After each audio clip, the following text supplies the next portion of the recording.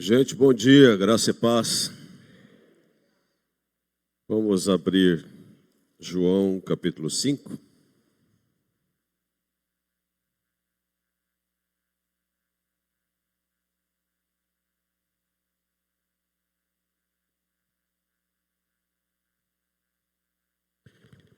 João capítulo 5, eu vou fazer a leitura do versículo de 1 ao 11.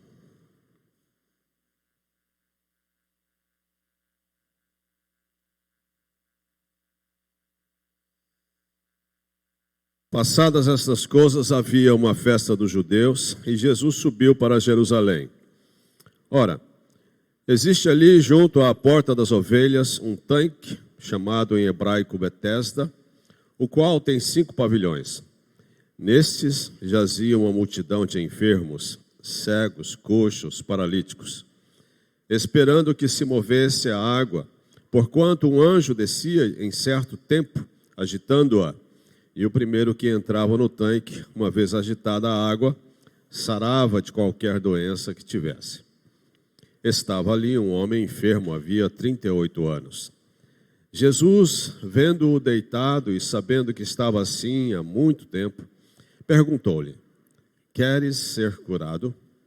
Respondeu-lhe o enfermo: Senhor, não tenho ninguém que me ponha no tanque quando a água é agitada, pois enquanto eu vou, desce outro antes de mim. Então lhe disse Jesus: levanta-te, toma o teu leito e anda. Imediatamente o homem se viu curado e, tomando o leito, pôs-se a andar. E aquele dia era sábado. Por isso disseram os judeus ao que fora curado: hoje é sábado e não é lícito carregar o leito. Ao que lhes respondeu: o mesmo que me curou me disse: toma o teu leito e anda. Amém. A cidade de Jerusalém sempre foi muito importante por ser considerada uma cidade sagrada por judeus, cristãos e muçulmanos. Nessa cidade, nos diz a Bíblia que havia uma fonte de água que ficava próxima à porta das ovelhas, ou seja, muito próximo a um mercado de animais. E talvez porque essa cidade era reconhecida como sagrada, portanto mística, nasceu essa história de que essa fonte que ali estava possuía água miraculosa. Dizia-se que um anjo vinha do céu uma vez por ano e agitava as águas, e o primeiro doente que mergulhasse nelas era curado. Isso obviamente atraía muita gente. Havia uma aglomeração de pessoas naquele lugar aguardando um milagre. Na verdade, uma multidão de pessoas enfermas, cegos, mancos, paralíticos. Naquele lugar foi construído nessa fonte um pavilhão para abrigar essa gente. Fizeram um alpendre, e nesse alpendre havia 5 pavimentos. O lugar ali recebeu um nome muito interessante: Betesda, que em hebraico significa casa de misericórdia. Conta-se que muitas famílias, para se livrarem de seus doentes, os abandonavam nos alpendres do tanque de Betesda. Os ricos compravam escravos para os ajudarem a entrar nas águas. Alguns alugavam as bordas mais próximas do tanque, que possibilitassem melhor acesso. Afinal, todos queriam um milagre. E lógico, os mais abastados, sagazes e famosos, se sentiam mais perto dessa graça. Os mais abastados ficavam nos lugares de melhor acesso para entrar na água. Os pobres e miseráveis ficavam sempre no fundo do pavilhão, sempre por último. Eu fico imaginando, ou tentando imaginar, na medida que eu estava lendo esse texto, eu tentava imaginar como era viver assim. Imagine, por mais difícil que seja, uma multidão de pessoas, muito próximas umas das outras naquele lugar, com uma crença na cabeça. O anjo vai descer, vai agitar essas águas, e eu preciso chegar lá primeiro. Imagine que em determinado momento, as águas por algum motivo se agitassem, ou então alguém dissesse, o anjo agitou a água. Imagine a correria de pessoas se arrastando, algumas se jogando dentro daquelas águas. Que loucura! E de repente, naquela pressa, e de tanta gente caindo dentro da água, ninguém sabia quem havia sido o primeiro. E todos saíam dali da mesma forma que entravam. Mais uma vez. O anjo vinha uma vez por ano. Mais uma vez, eu não fui curado. Mais uma vez eu cheguei atrasado. Vou ter que esperar mais um ano, uma próxima oportunidade. Jesus, em uma de suas visitas à cidade de Jerusalém, resolveu ir ao tanque de Betesda. E diante de toda essa situação deplorável, ele desviou o seu olhar ou a sua atenção dos mais ricos, dos mais capazes e dos que menos precisavam de sua cura, e dirigiu-se lá para o fundo, para um dos cantos do tanque de Betesda, e encontrou um homem que esperava por seu milagre há 38 anos. Jesus aproximou-se do paralítico e lhe fez uma pergunta. A pergunta feita por Jesus foi: você quer ser curado?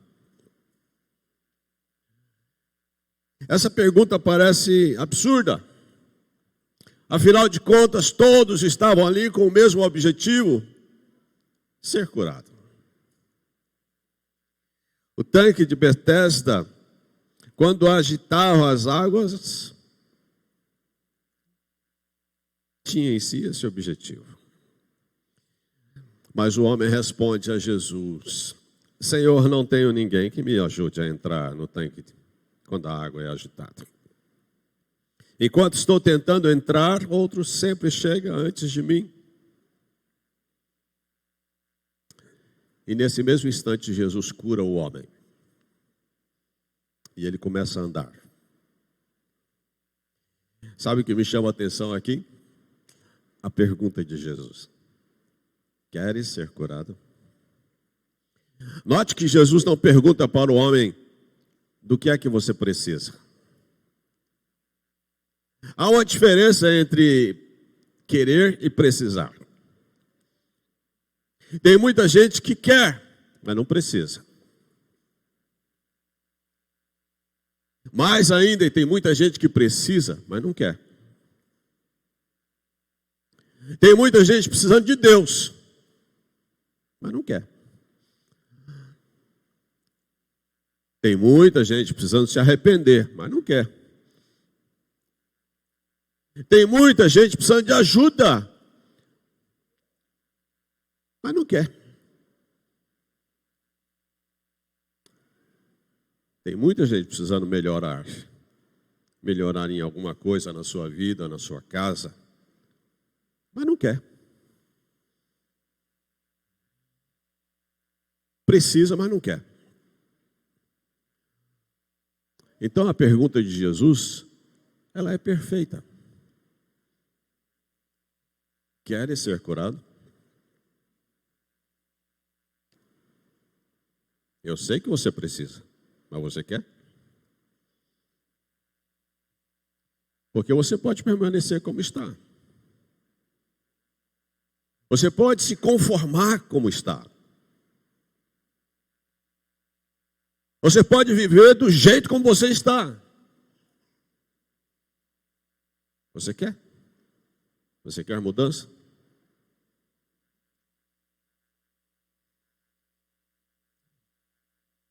Jesus, o Senhor da cura, estava num lugar cheio de doentes. A fama de Jesus já era conhecida. Mas ninguém percebe a presença de Jesus naquele lugar.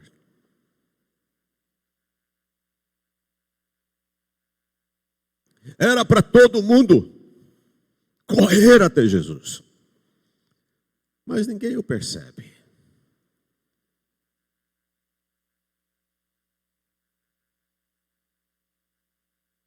Porque estavam preocupados consigo mesmos, olhando e esperando o movimento da água.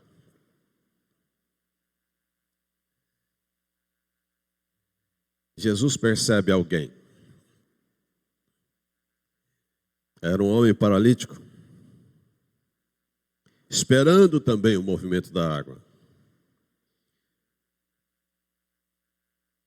Naquele homem faltava tudo.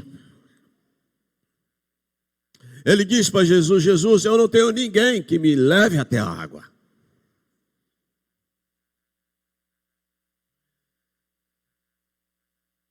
Ele não tinha ninguém, nenhum parente, nenhum amigo, ninguém.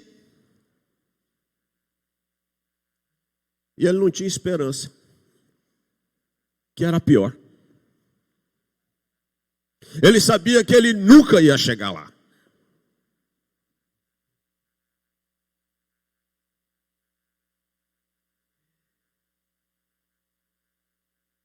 E ali ia fazer mais alguns anos deitado sobre aquele leito. O tanque de Betesda era um lugar de sofrimento comum, mas não de solidariedade. Era um lugar de competição.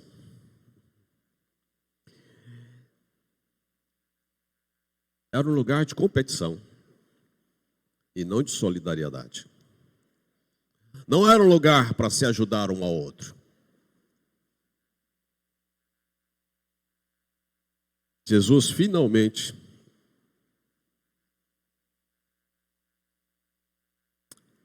cura aquele homem que não tinha nada, nem fé tinha. Me chama a atenção isso, sabe? Porque às vezes nós olhamos para certos exemplos bíblicos e nós vemos que Jesus ele se movia em função da fé que via. Mas esse homem nem fé tinha.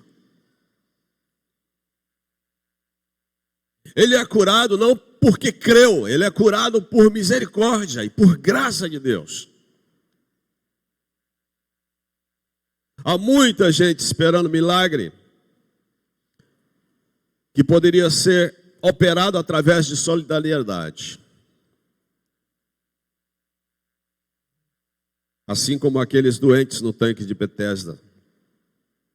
Às vezes nós não vemos uns aos outros, só vemos o nosso próprio umbigo. Em nome da fé, sabe?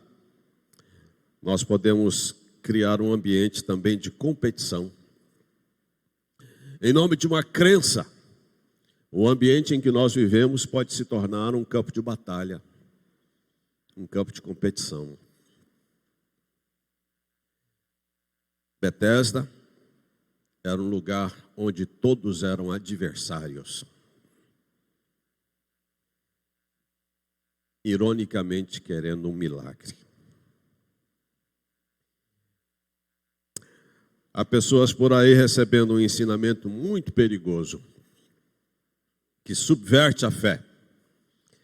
A ideia de que há uma só bênção, que será dada por Deus a uma só pessoa, em um determinado culto, e de que a responsabilidade por receber essa bênção é sua, depende somente da sua fé.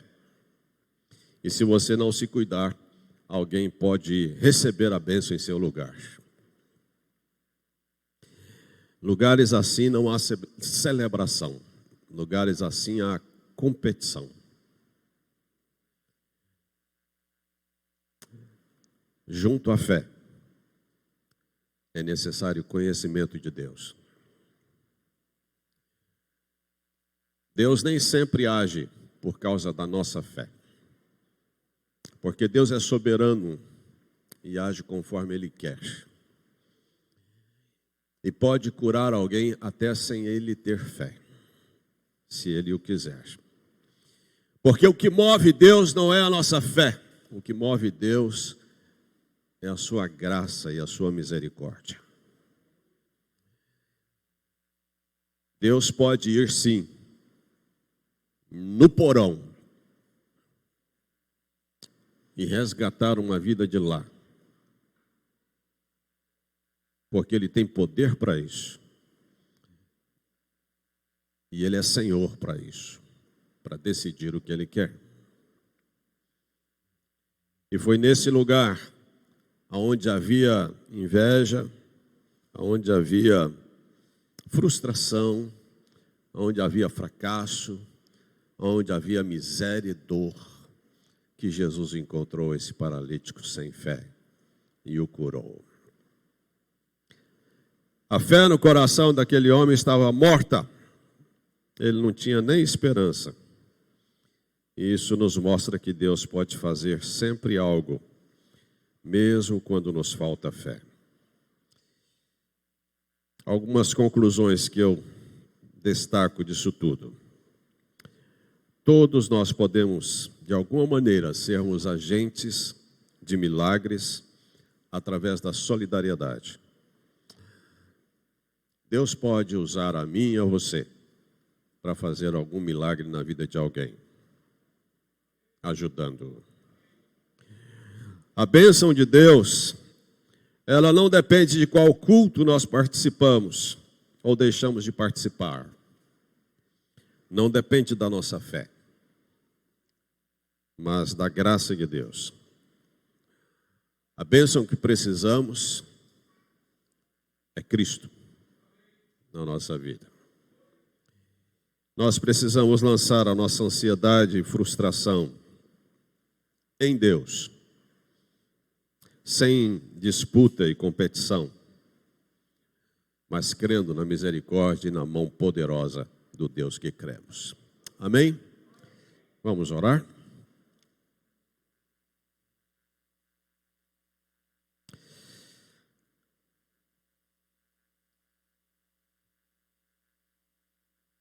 Senhor, nós te damos graças, porque o Senhor nos alcançou. O Senhor nos enxergou onde estávamos e nos alcançou com misericórdia e com graça. Alguns de nós enxergávamos apenas os nossos próprios problemas, mas não conseguíamos enxergar quem o Senhor era. Alguns de nós, como eu, sequer acreditávamos no Senhor. Mas o Senhor nos alcançou com graça, nos convenceu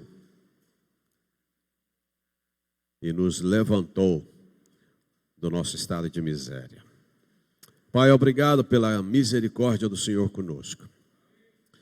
Pai, ajuda-nos a sermos solidários, ajuda-nos a sermos instrumentos de cura na vida de outros.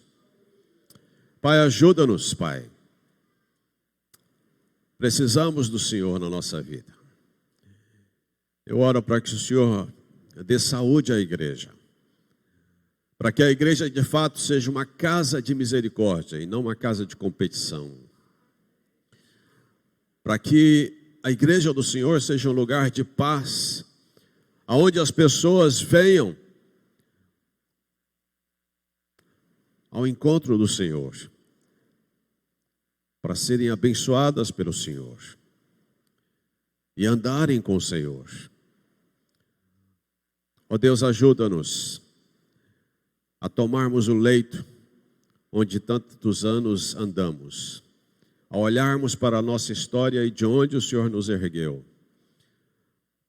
Ajuda-nos, ó Deus, com aquilo que o Senhor tem nos ajudado, a sermos testemunha do Teu poder, Senhor, e do Teu amor. Abençoe a Tua igreja, em nome de Jesus. Amém. Amém. Deus abençoe, queridos.